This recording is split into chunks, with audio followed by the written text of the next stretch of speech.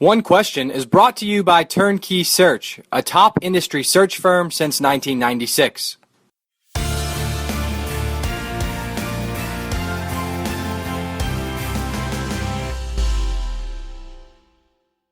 This is another One Question segment sponsored by Turnkey Search, and Arkansas State AD Terry Mohajir is my guest today. Since your arrival in Jonesboro, you guys have had a number of years now of really high-level success, but this season you're currently 6-5 as we're recording the interview, but you started 0-4.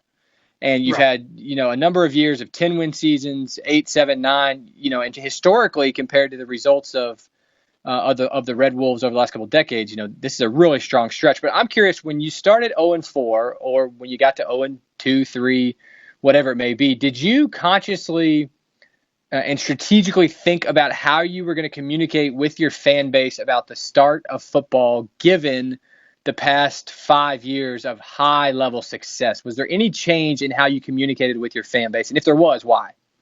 Yes, absolutely. The expectations going into this season were probably higher than they've ever been before. And a lot of it had to do with the communication points we had from our coaching staff and talking about how we had a chance and we believed that we had a chance to be the team that played in the New Year's Six Bowl. We really believed we had that type of team. I think the advent of a new offensive coordinator, new offensive line coach, a lot of new skill positions, and a new quarterback, a fifth-year senior. I think the challenge, it was more challenging than I thought they anticipated, obviously. So when we lost Toledo, that was one thing because, first of all, when I saw Toledo play, I was like, that's a really good team. And having have a little bit of a coaching background myself, and seen a lot of football, they were a strong team. So I was like, okay, that's, they were a good team. And you know what, we got to regroup and, we could play Auburn next and we knew it was going to be a challenge. But when we played Utah State and UCA, those were where I think it really became evident that we've got to start communicating to our fan base that, this is a process and change. We had a starting quarterback, during the Hugh and Gus Malzahn years. We had a most prolific quarterback in the history of Arkansas State. That was their quarterback. And, I often I'd say Gus and Hugh, I say, hey, you know what? I said, you guys may want to give them a cut of your salary, of your new salaries. And then with the Harsin years, we had a new quarterback, and those rules were changed. We had transfer quarterback. You couldn't work with them in the summer. They had to work with them fall camp, and we ended up winning the conference anyway. And then Blake came in, had a new quarterback too. He had to develop a guy, and he was able to do that. And then we lost him. I don't think people realized how good he was. So now he had to transition a couple of new guys, got talent, but it's just, once you're live, I think you had to kind of communicate to your fan base, this is a process. And we had the talent. We believed we had the talent. It was just a matter of putting it all together. Well, we had a bye after the fourth loss. And I think we all came together. I sent out a video to our fan base and said, you know what, we need you more now than ever. When things are great, it's easy to be a great fan. It's when things are challenging, we need you more now than ever. And I think we had a wonderful rallying point by our fans and a lot of great messages. And I think a lot of our fans put out really positive energy to our players, our coaches. And I think it really motivated them to get better. And they did. So now, if we win Saturday, we'll have a share of the title, Sun Belt Conference title. And you know what? We've had 4 coaches in 6 years, and we've won. It would be the 5 conference championships in 6 years. That's unprecedented. That's unprecedented. I'm looking at the historical results of the program. This would be the 6th consecutive bowl appearance, and there had only been one other bowl trip in the history of the program. Now, granted, you played one AA for a while back in the 80s, but we did. This is a significant stretch of success, and I specifically remember watching the Georgia Southern game on the Wednesday night, and it almost felt like your crowd was waiting for something bad to happen. Because of how the season has started. So where are they today? You lost to Lafayette last week, but as you mentioned, if you win in San Marcos on Saturday, of course, your fans are supportive. I think I think we're still trying to learn this new success. The expectations we've created expectations higher than ever before, but we also have to communicate. I sent out a tweet last night to some of our fans that what we've been able to do in the last 6 years is unduplicatable.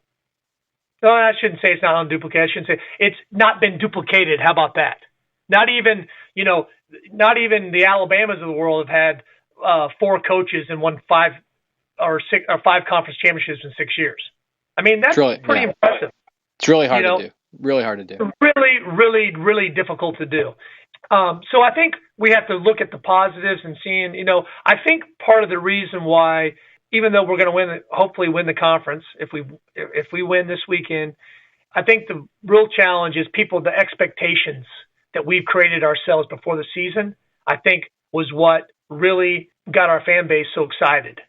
And, it'd be like if, I'm just saying Auburn because I know Gus, if Auburn said, hey, we got a chance to win the national championship, he said it all year, and then all of a sudden they go 0-4 to start the season, their fan base would be they'd be very disappointed too.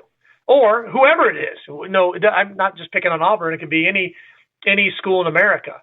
So, I mean, we were talking about going to the Cotton Bowl because the group of 5 team goes to the Cotton Bowl. We're close to Dallas. We're 6 hours from Dallas. So, you know what? But we created those expectations for ourselves.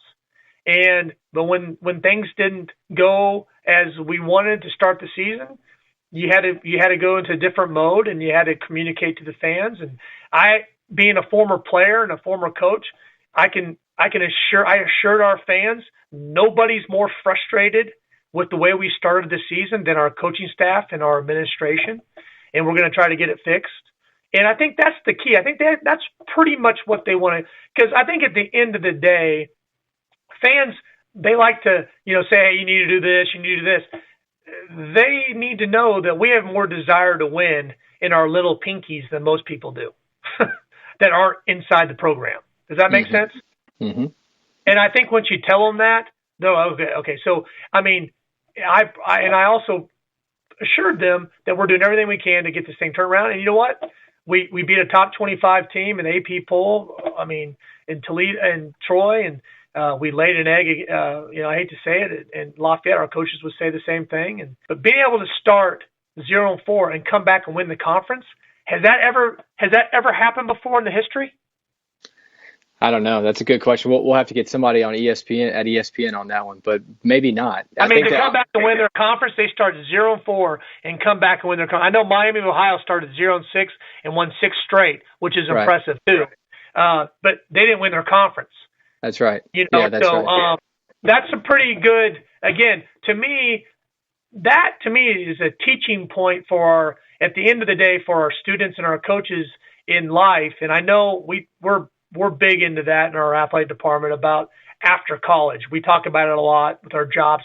We have a 100% job placement program. If you graduate from here, we're guaranteeing you a job. That's a whole nother thing. So we talk about after life. I go, this is just another opportunity. We talk to our players about, when your back is against the wall, how are you going to handle it? It's not always, it's not about, when things are great, obviously it's easy to, when things are really good in your program, everything's easy. But when things are difficult and you're in challenging situations, how are you going to react is going to make you grow in life. And you'll always remember this. We talk about it. We talk about it often. This season you'll always remember the season for the rest of your life is when your back was against the wall and how you came out to battle back. And I think the obvious follow-up question here, Terry, is given what you guys have learned as an administrative team on how your fan base responded to the start of the season, but also where you're at today after rallying, how will that change how you think about and structure your communication to them leading into next season? I think what we'll do is we'll be very cautious in our expectations and communicating our expectations. We still want people to think we're going to be good. I just don't think we'll be quite as forthcoming in our beliefs of what we can be. My mantra, I'm talking about the coaching staff. Now, from my standpoint, our strategic initiatives have not changed. We believe and we always will, and that's not changed, that we can be one of the best programs in the group of five. And we will be in a New Year's Six Bowl. The only variable is time. That has not changed. That communication will continue as long as I'm the AD. And as long as and that will also go with our coaches as well.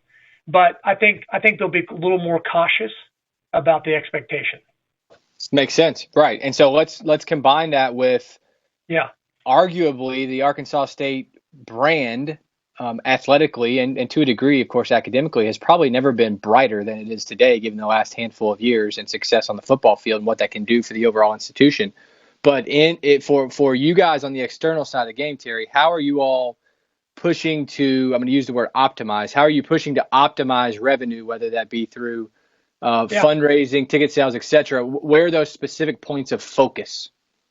Well, I think that's because of our success, and you're right, academic is another great point, because our football team has won the academic awards multiple times, best GPA, and our athletic department does really good academically. Our football team actually last fall had over a 3.0 GPA, which was phenomenal. That doesn't happen very often. And I think what happens because of the success, it becomes an entry point of new fans. And because we have new fans, you have new support, new season ticket holders, new revenue opportunities. And because of the new fans, you have more energy.